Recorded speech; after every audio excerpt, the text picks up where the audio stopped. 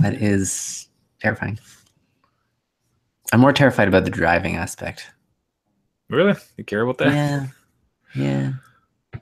Because then, Yeah. like, they're off the leash, right? Like, you don't know where they are. Yeah, I guess the thought of like Go wherever they want.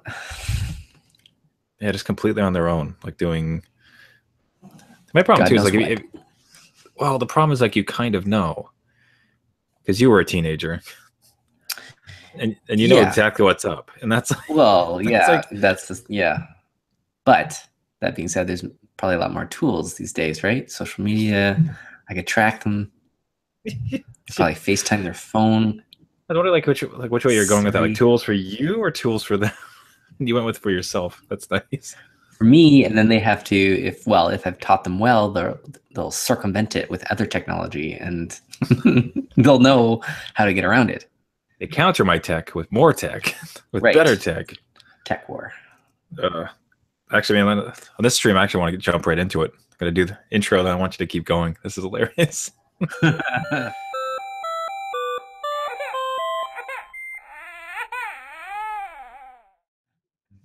The adult beverages are poured, the kids are asleep. Welcome to New Dad Gaming, a show about fatherhood, gaming, and new fathers figuring out their gaming lives. My name is Trevor, and I have a 2-year-old and another on the way. And my name is Jeff. I have a 7-year-old and a 4-year-old, no teenagers. Yet it's so close, like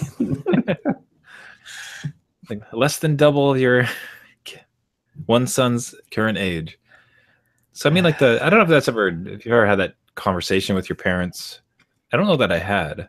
What, the But conversation? no. What are you getting at? It's more just the man. I'm kind of curious to ask my parents now. Just the thought of you must have known what I was up to when I was a teenager. Like I wasn't particularly bad or off the wall, but ultimately you're still doing teenager, young adult things, and it's like at some point when you went out or like you tried to like sneak in, like you're super clever. It's like they just totally know what you're doing. Yeah, I don't know. I think my mom was pretty oblivious to, like, again, I wasn't a bad kid. I didn't do stupid stuff that I really know of, I guess. But not that I'm gonna air out on the internet. Yeah. But tell the world your secrets, Jeff. yeah, you know what I mean? Like it wasn't like I was chased by the cops and then like dove for cover at home. But there was some stuff that I don't think she knows about. In fact, that's funny because usually the Christmas dinners now, we sit around the table and I tell old stories about like, did you know when I did this? And you could see the look of horror on her face. Just like, you're Jeffrey. You did not do it. Jeffrey. You did not do that. No, you shouldn't have done that. It's just like this image in her back, just like chipping away slowly. Yeah, it's like that innocent son is gone.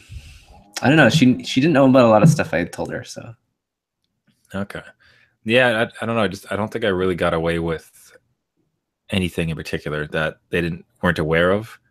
They didn't. I wasn't quote unquote caught at the time. I just doubt there was ever a time when I had done something and anytime when I was young and I did something and I thought I pulled it off. In retrospect now, and especially as a parent, I swear that they just knew all about it now. Like, because like, well, and there's a lot of and like just knowing. You have family too, right? You have 3 others, right? So 3 siblings. So I only have one other brother. So there's only one leak that I could go after if I knew where it came from. So I'd like to think we kept pretty tight around that, but who knows? You know, he sold out for the keys of the car. Who knows? Oh, but jumping into how was your week in fatherhood and gaming? Fatherhood was good. We had another birthday party this past weekend, so they're getting better with the ones that I at least go to, not host. It was a 7-year-old's birthday party, so it was like a round of golf. It was still mini putt, not like actual golf. Yeah, I was gonna say not quite there. Say golf, I was imagining like just corralling like 9 7-year-olds in golf carts, all the little clubs. Yeah. No, it was pretty well behaved for the most part. So you can see the teenager-ish kind of creeping up though. Like they get into more antics, but they know how to get away with it, and so it's getting better. It's not like the indoor play places, which I'm kind of sick of after 5 years of having them. So we're kind of away from that, which is great. In terms of gaming, still working on Final Fantasy 15 and jumping into Pillars of Eternity again. So it's kind of one's on like my Mac and then the other's on PS4. So I kind of separate it that way. Whenever I kind of feel like lounging on the couch, it's Final Fantasy, but computer and all business, I'll jump into a game now and then. Separating a little bit of business, yeah, nice. Yeah, why not? The kids love to watch, like they love to watch it. So Final Fantasy 15, that's okay. Pillars of Eternity's got some gore in it, so I'm like, Yeah, not so much. So walk me through though, because I still can't. So we're in the mode of when my son is up, it's you need to contain the tornado. So there's not like, so it still baffles me. I've pegged you a couple times on this. So like you play games while your kids are awake. Like how the hell does that happen? Like yeah, walk me through like. Is this like you arrange it with your wife where like you're gonna from 2 to 3 you're going to, and if they come in that's great. Like walk me through this afternoon like the last time it happened. Okay. What time of the day does it possibly work? There's criteria to be met. Okay, first of all, they have to be well behaved. Like if they're not well behaved during the day, there's no chance of playing a video game. So that usually doesn't meet. So that rolls out 95%. Yeah. So sometimes that happens, sometimes that doesn't. Second is like if it's kind of like a rainy day or something, the weather usually plays a big part. Like if we're out and about and we've had a long day at the splash pad or a birthday party or whatever, we come home, like that's it. I'm not playing a game, at least with them. I might play it later on when they've gone to bed. That's kind of step 2. But if it's again like a rainy day, I'll kind of it's almost giving my wife a break, and I'll take the kids and we'll go downstairs and we'll play something that they can both either participate in or they just want to watch, which is great because I remember having that with my brother. I would play the video games and he would watch. So I like to have it's a scheduled task. It's like in the sense that like, hey boys, do you want to go play a video game? It's more like you wing it. It's not usually early in the morning. I kind of want them not to, I don't know, stare at a video game all day. Like we'll just play an hour to break up the afternoon. But they'll have to read a book first or do a sheet, which is usually like math problems or like a line of text that they have to write out. So that's like their little homework, and then they get this reward, which is my reward, really. Yeah, so like, you play a game. Like, yeah, great reward. Thanks. Okay, guys, I'll go play. And if they finish all their dinner, they get to watch you eat ice cream. Like what? Yeah. Interesting reward system in your house you have. Sorry, guys, you don't get one. That's paid DLC. Can't do it. I bought the ice cream. I'll eat it. Damn it! This house is.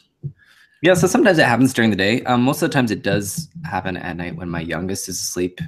My oldest gets to stay up an extra hour. So I'll play with him, and then he's usually a bit more advanced too, so he can participate in the games too. And that's what I kind of want too.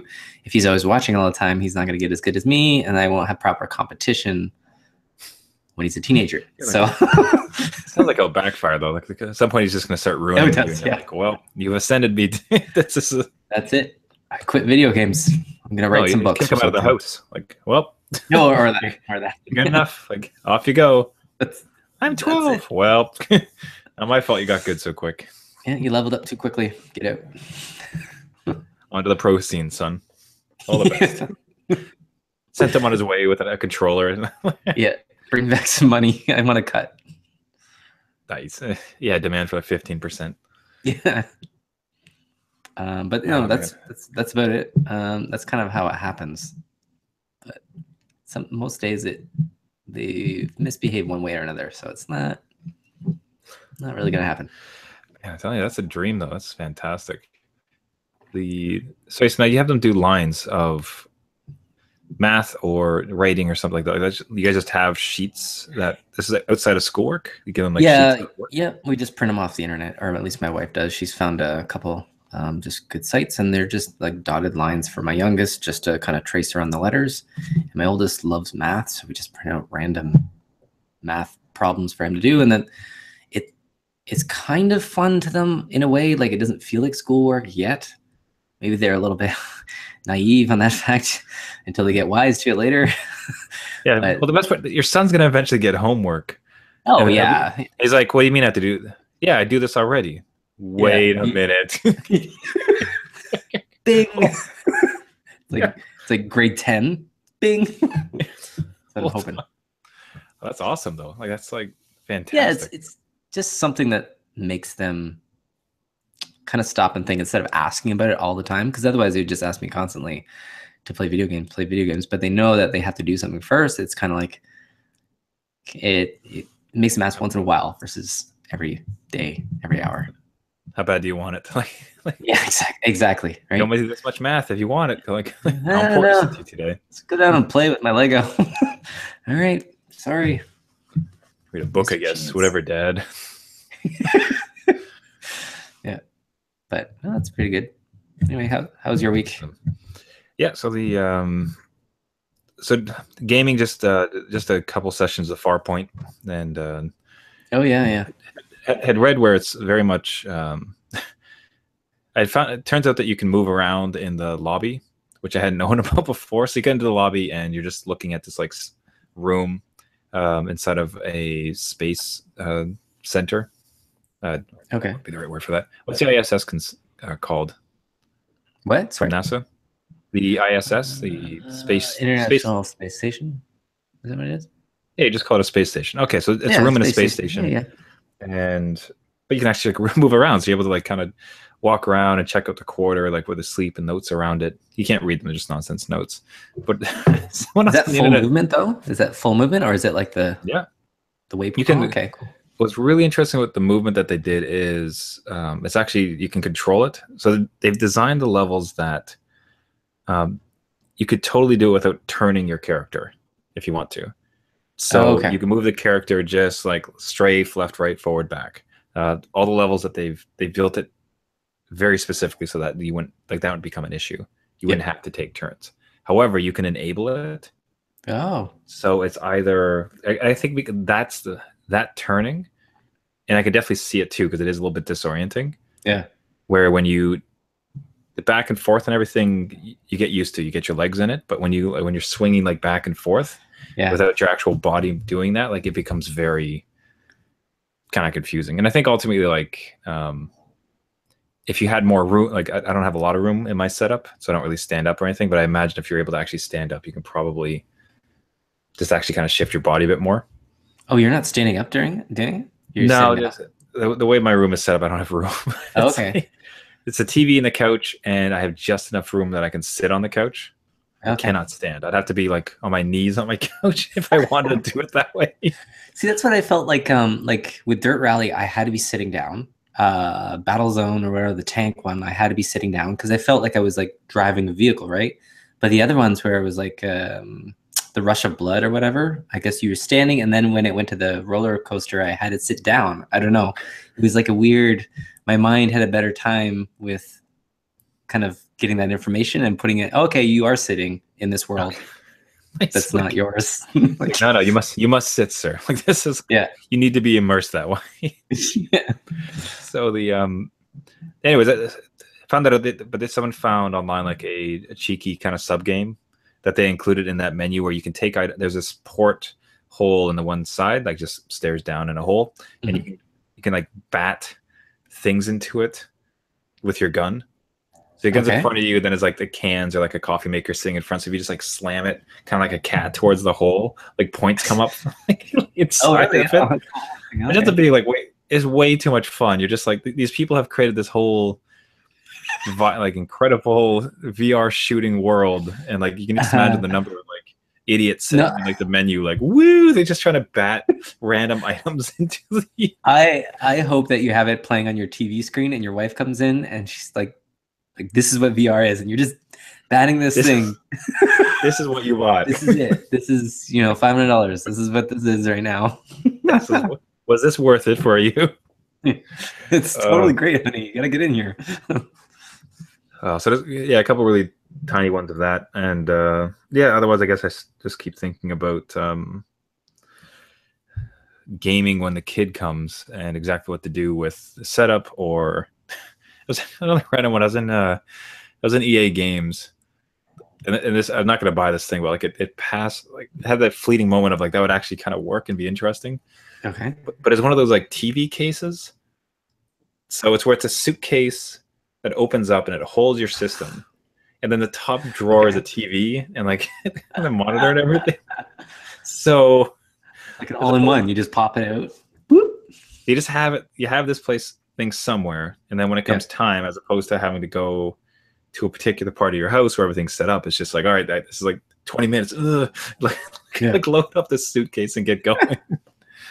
So one of those like looking at it fleeting moments of like, that's it's not a bad idea. That might Yeah, I can see the market for that. but the that's about it. It's going to take a long time. I keep wanting to get in, and I keep wanting to find like 30 minutes to an hour to finish Uncharted, because I'm at the end of it. Like, or at least I think I am. But I don't know. It just comes down to it, and like, I guess what I'm concerned about is that I think it's going to be more than 30 minutes to an hour to finish it.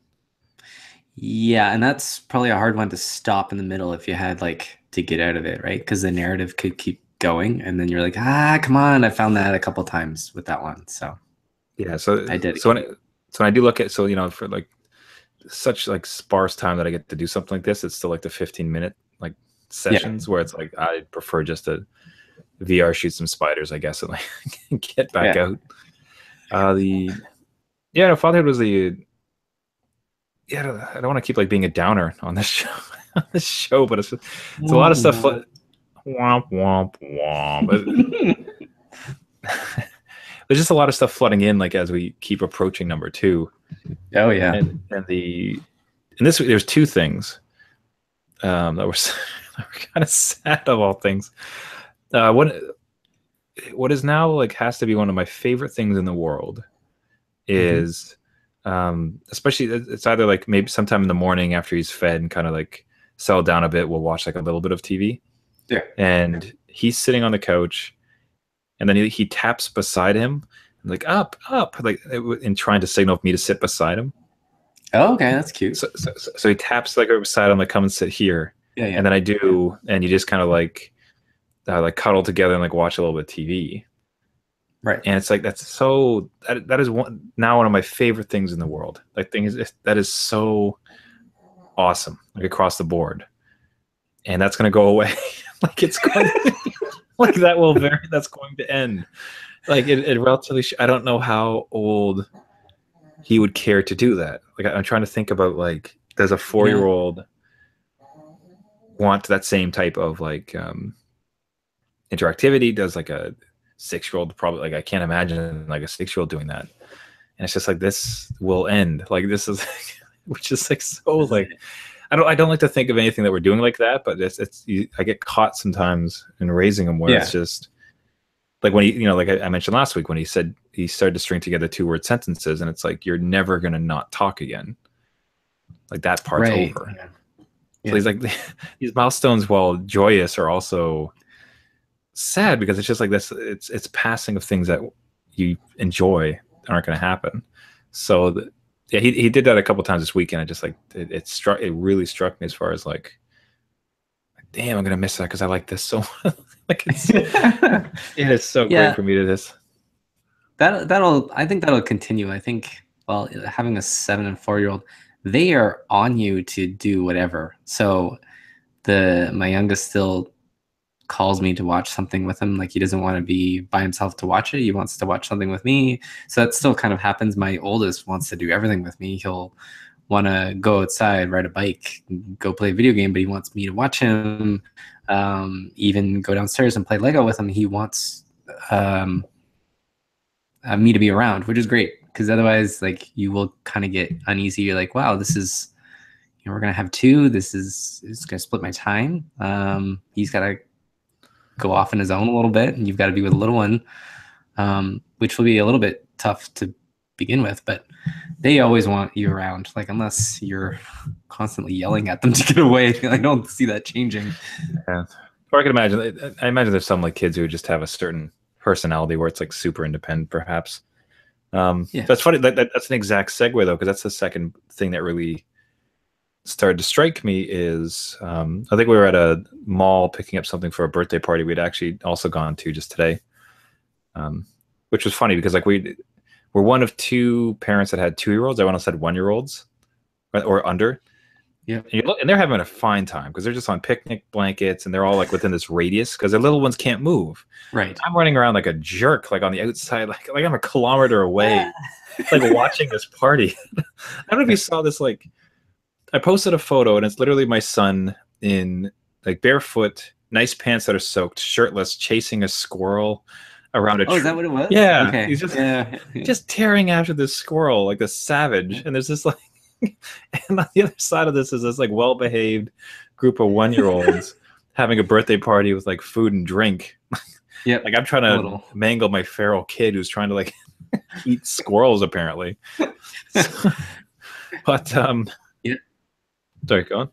No, just chasing the wild. I remember my kids run around, and when there's, not to scare you, but when there's two of them, and they're both going in opposite directions, you have to have like a code with your wife or who your significant other. You're just like, all right, you get that one, I get this one. Yeah, like taps. Or like, Otherwise, it's just like two take off to the one, and you forget the other one, or you just like jumble yourself. Oh man, but yeah. So I guess the thing that like, so we were so we're shopping for that birthday party. I think we'd stop for a bite to eat and playing with them a bit in the kids center that was there, and the thinking around our time with him will be halved.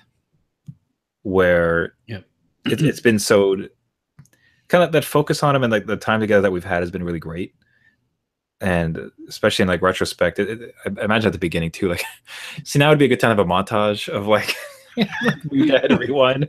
Oh god, yeah, exactly. Just play that now. But in retrospect, where it's the focus and the time that you could spend with him, just like it's like he's alone and it's two of us and. It's just us and him, and us be able to like dote on him all of our affection and focus. Now, like I remember, I think it was even you who had referenced a quote that's saying that when you have a second kid, it's not like you have to split up your heart in half. It's more that your heart doubles, and like it, which I really like that thinking. That's really reassuring to me. But the time is definitely finite, and focus is too.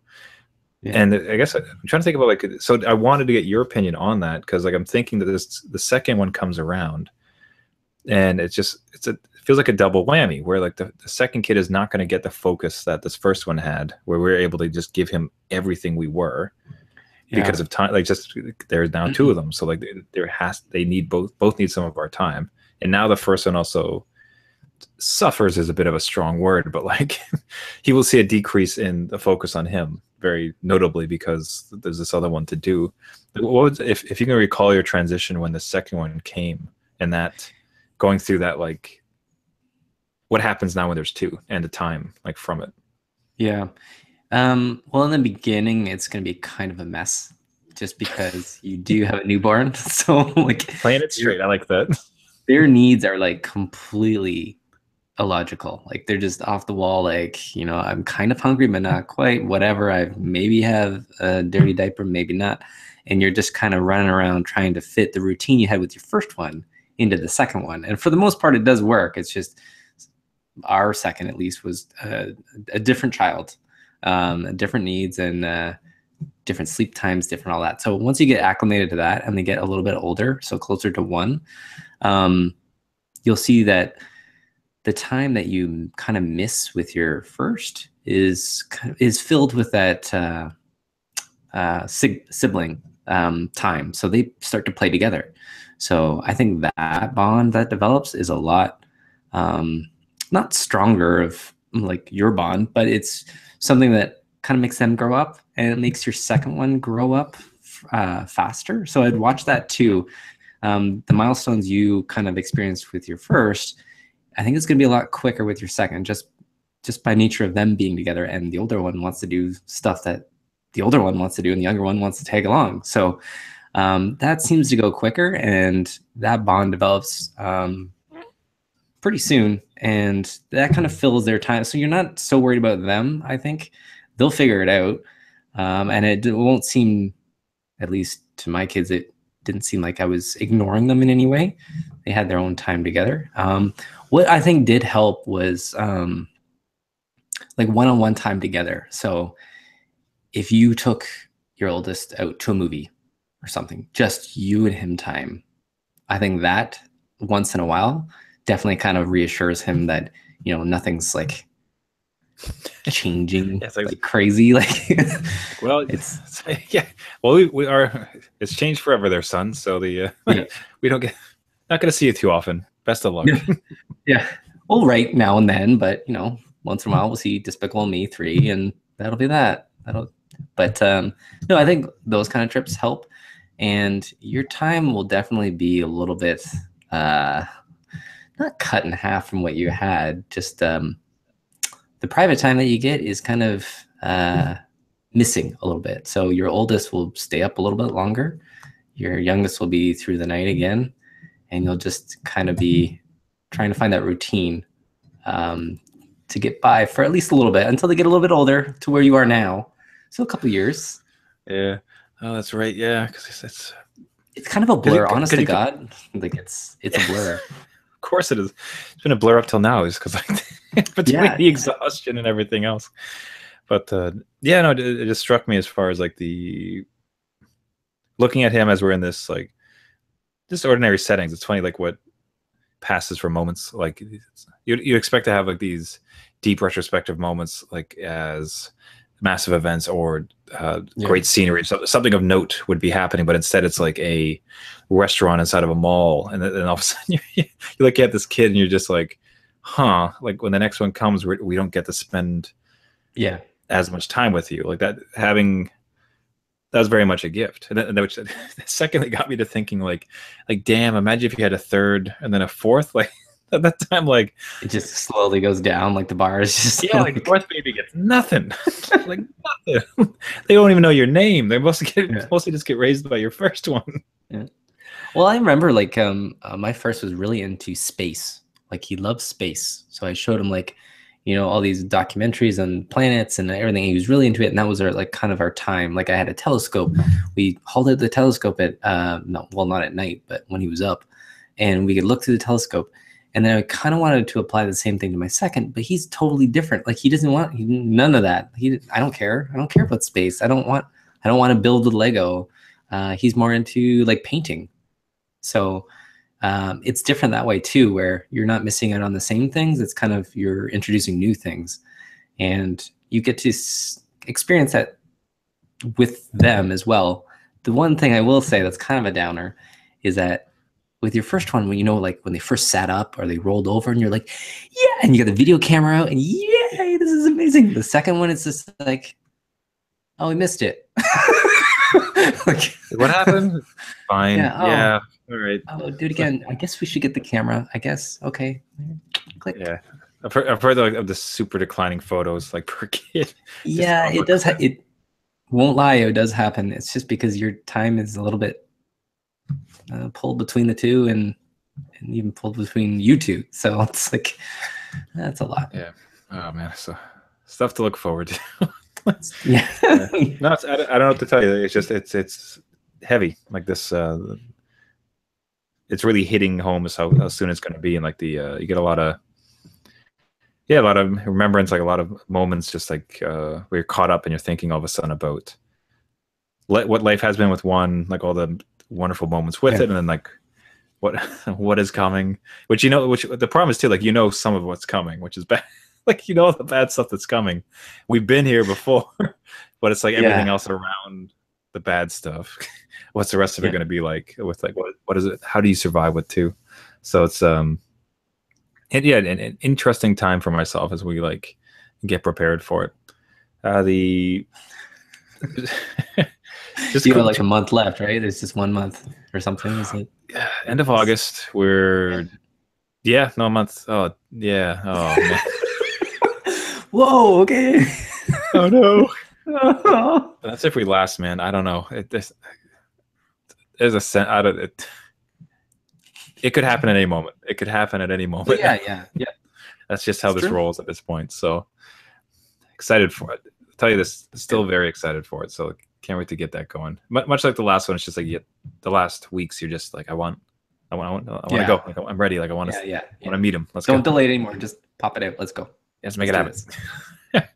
this. The yeah, just to quickly like wrap up on some gaming stuff. The question we were throwing back and forth earlier was just around the game outside of the game, and specifically drama, reviews, story, lore, like anything else going on outside with it. So I can think about Reddit's like just blowing up with No Man's Sky defenders or detractors.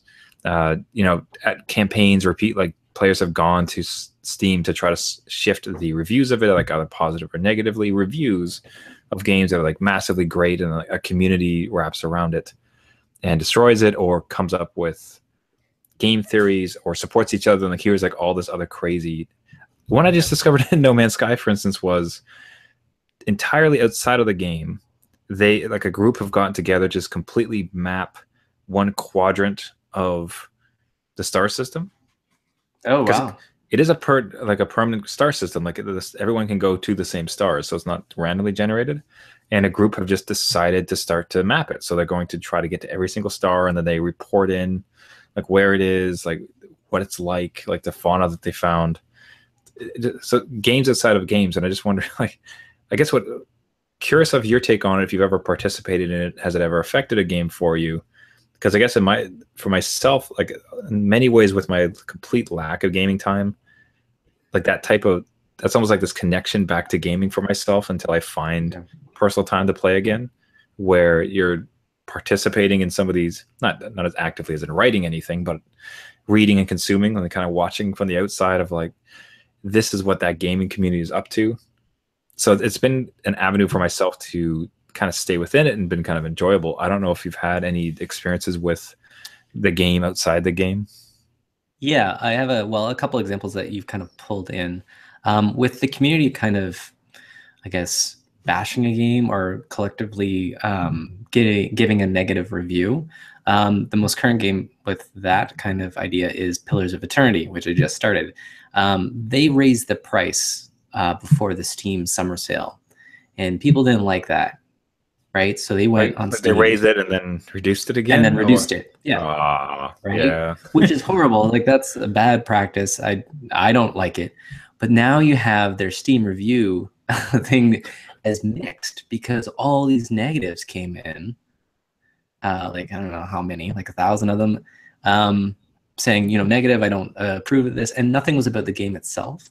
So I found the game at a relatively cheap price. I wasn't paying full price, and it's a great game. But I had to like sift through all like the negative, just they don't like the practice, like the business aspect, which is fine. You're allowed to do that. But I found like the game is good. They just didn't want to overpay. I'm like, okay, well, that's fine. I can go through that. In terms of like a story in the game outside the game, The Witcher 3 had so many storylines and Easter eggs and like theories about how things connected. And I totally missed a lot of that just being a dad and not being always focused in on every detail. But reading the forums after I've kind of completed certain areas, like I was careful not to spoiler myself on some of that content, but going back after I finished it was it was nuts. Like people connected things from the beginning to the end and all these other threads, and there's like family trees and world maps and stuff and like how the world was before. I'm like, this is awesome. Like the community, like for a game to inspire people to do that in their free time, let alone have the free time to do it, but to use it and kind of build on this game and make a legacy that people could still follow. It was cool. I don't know. I like that kind of stuff where the game kind of lives on in its own community and grows. But even if you don't like, stuff too, like even if you don't, with theories and content and like reviews and everything else, like I think even if you didn't participate in it or know about it, like it actually could come back and around and affect you. Because I could think with Mass Effect, like Mass Effect 3, where the ending was not well received. Oh and yeah, yeah. I swear that they added a third option. Man, I hope I'm like remembering this right. As far as I remember, there's the two options that people didn't like it. So based on that, they actually updated the game to add a third option. Okay, To yep. okay, no, I'm googling this one because now I feel like But I could see hold. that happening. Like people give enough feedback, and if the developer is, wise enough to listen to the community that they're trying to put their game out to, they could change the game if it's doable. I think The Witcher 3, now that I mention it, they did a movement patch where people weren't happy on how The Witcher actually controlled. And it was just about how people turned. He would take an extra step. And literally, that's all it was. They patched it in as an option. It was great. And then people were like, that's all I wanted. That's perfect. But stuff like that, that's totally doable if the community's talking and the developers listening. I'm all for it. Maybe it was okay. Maybe I'm like Are you making this up? Is that what? possibly, or like it's been long enough ago. Well, Of course, okay. like Another example, Final Fantasy 15. People hated that story because they couldn't. There's so many holes. And when I got into it, the patch that was 15 gigs or whatever it was, put in all these extra sequences from Kingsglaive and like new CG cutscenes to fill in that story because they were realizing that, hey, look, people don't understand it. And that was great feedback. It made the game experience better for me rather than being an early adopter. Yeah, hold on. Mass Effect 3. Mass Effect 3 controversy, new ending this summer. Let's see. This coming summer? No. No, like whenever this summer had happened. Yeah.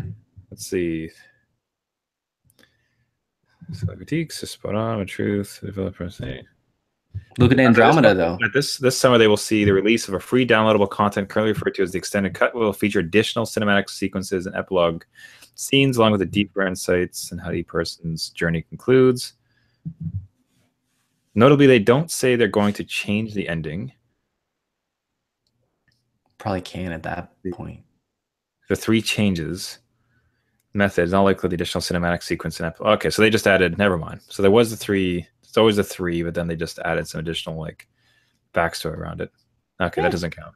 I just want to, like, as soon as I to say like that sounds. I don't want to I don't want to bank on. No, but like accurate on that one. Look at Andromeda, where the characters were so bad that they went back in and redid some of the speeches because it was not synced and graphically. Or, I mean, Destiny, when I think fan uproar caused Dinklage to be removed as the that was like voiced, and people hated like the performance, so they just had someone else come in and do it instead. Yeah, it was not good, but I don't think it should have been removed. I don't know. I don't know how bad it could have possibly been. It was just a robot kind of voice. It was. I'm like, maybe that was the direction he was given. He was not emotional. He was a cube or whatever, a floating thing. Man, with the but I could recall too. So with Mass Effect 3, like the expanse. I remember watching all these podcasts that dissected the ending, and like to hear the thoughts on it, because like, that one especially, I think, is probably one of the biggest series that had any kind of effect on me. Like much like a book where it's just you've been with these characters for so long. It was so interesting to see how the story concluded, but to see the fan-made versions of the ending, how they would have done it, which is usually just like recuts of like existing cinematics, which is kind of cool. To read theories, to read like discussions on it, like all this, like, of course you then get the drama as well, like Street Fighter. It was just ripped apart at the beginning. Like people were so upset about it, and then now it's all about the meta, like who's like is good, like following some of the notable stars as like they go through tournaments. Geez, like to bring a whole nother layer to this thing, like all the professional playing of these games in addition to it. So you want to talk about an outside world based upon a game within a game. It's just like when people are trying to play it for money. So it'd be like Hearthstone championships, CSGO championships, Halo championships back in the way. I don't think those things exist anymore. But so like not only are you talking about this game and like enjoying this game, but now you have like you're talking about people, people and characters who are playing this game, and all the politics that surrounds like that, and all the crazy stuff that would happen. That anytime actual humans get involved, and money's also involved in tournaments. Yeah, exactly. Way different than even Rocket League. I remember Rocket League was just a freebie for at least the console users, and then it rolled out to everybody, and now there's a gaming competition on Rocket League for money. Have you ever watched one of those? I don't know. Like, I've seen some just ballistic gameplay, and the level of control is like, how do you possibly? It's insane what people can do on there. Like, there's no way I have the time or the patience to do the maneuvers that they're doing in the game. And that's half that's like, if you've ever watched a esport kind of championship, even like CSGO in particular, their keyboards and mice are all kind of like measured where they need them to be and all hotkeyed. I'm like, I don't remember those days. I'm sorry. I was like WASD, forward, back, left, right. mouse, click. Pistol is number 1. Got it. And that's done and finished. Yeah. I'm dead. No, like the strategy and like the collaboration that goes into like any of those like matches, especially teams, is just astonishing. Oh, like, how does this stuff exist?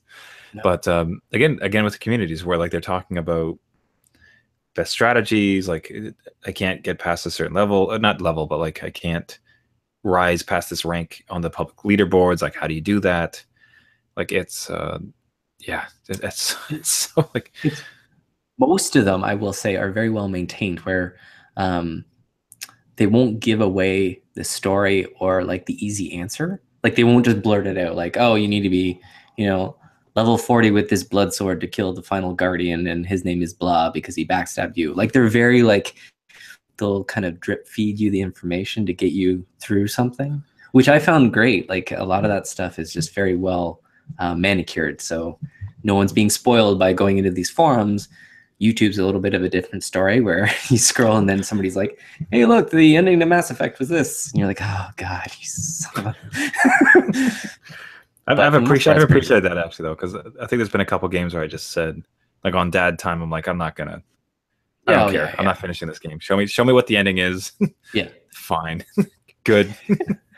Yeah, I watched some playthroughs too, right? And like, just show me the ending playthrough. Great. That saves 50 hours. Yeah. Cheers, you two. That's great. Yeah. It's a entirely different world. Like, so it's the ripple effect of a game landing, and especially when it means something to the community, is astounding. Like, it drops, and then it's like forums, communities, videos, fan art, theories, like, and how much, and then again, how that kind of feeds back into the game. Like, it's definitely it's a wild time, man. No, it's all great, and it's for the most part for the better. Like, even one last game is Battlefront. People hated that game when it came out, just with the lack of content. Some suckers bought it. I won't say who. Yeah, some fools. But no, they dramatically changed for the better. I hope is Battlefront 2 with the story. Yeah, better for you. Like, who's a sucker now? So we'll see. They promised it. We'll see if they deliver. But the community spoke and they listened. If they didn't speak, then it would be the same stuff rehashed because they made their money on it. Just do it over. Yeah, no, it's for the better. Like, I think that's, you want to make sure you like them to stick to their artistic visions, but if they can definitely take feedback from their most loyal fans and be able to improve, then yeah, it's great, man. But and like I said, for guys like myself who are sitting on the outside, it gives you a little peek on the other side of the walled garden that you hope to go and traverse one day. Yeah, we'll get back there one day. One day. And you'll be miles ahead of me. Like, you'll be like at least 2 years into the future as far as like where I am. Where it's like, yeah, right. 12 now, I get to play so many games again. Woo, this is great. I'm like, oh God, birthday parties. I have no time. Sorry about that. Sorry about your luck. Pew pew pew. The future is great. I love it. We got air. Yeah. Cars that fly in the sky, Trevor. Get over here. Oh, can't we? I'm sitting there trying to rock a baby to sleep, just watching his blast on the other side of this fence.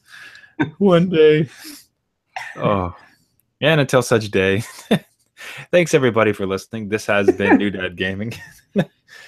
This is a weekly podcast. You can find us on any of the podcast stores, iTunes, Google Play, or any other podcasting service. If you'd like to reach out to us, you can find us at our website, newdadgaming.com.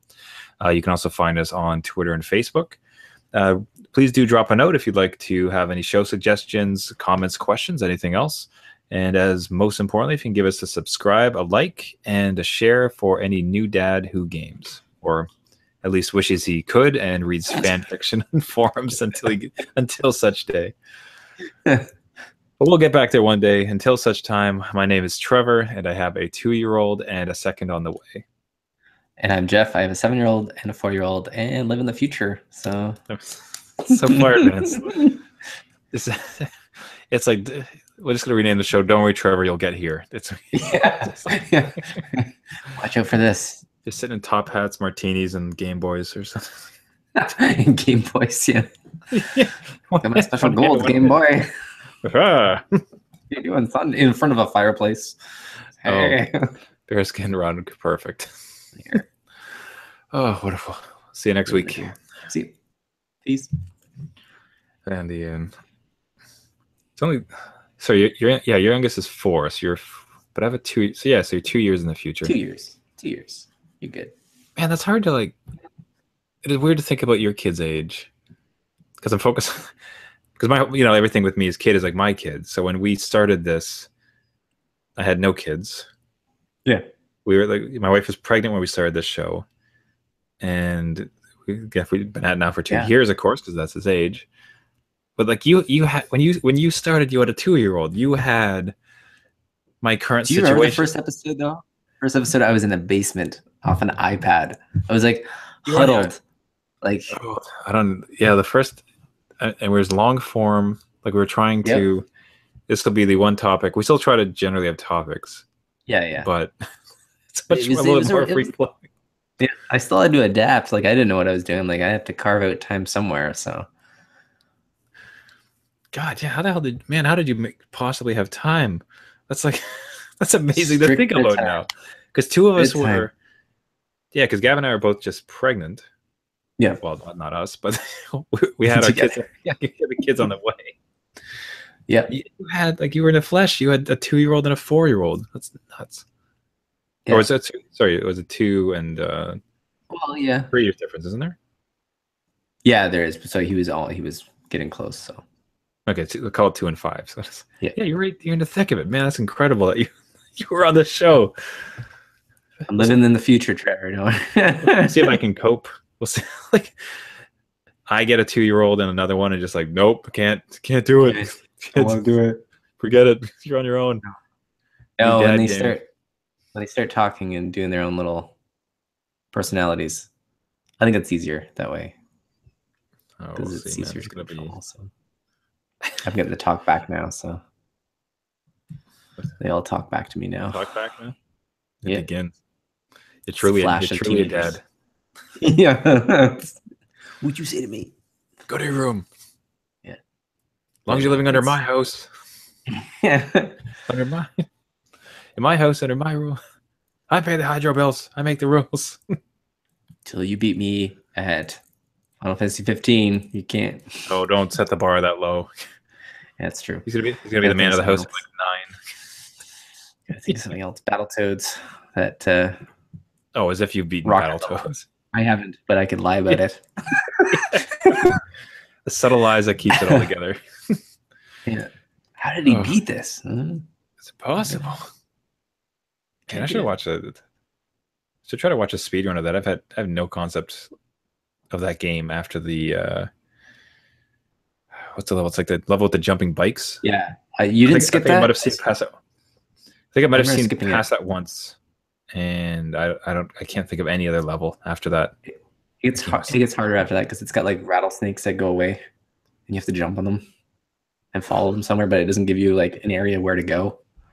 It's like so impossible. Like there's no way there's someone could ever finish that. That could be your life quest, just to finish that thing, and like you'd still never succeed. That and the Ninja Turtle underwater level, impossible. Oh, can't do it. Yeah, screw that game. No way. Living hell. The game is built to like just Eat quarters. Yeah, and break souls.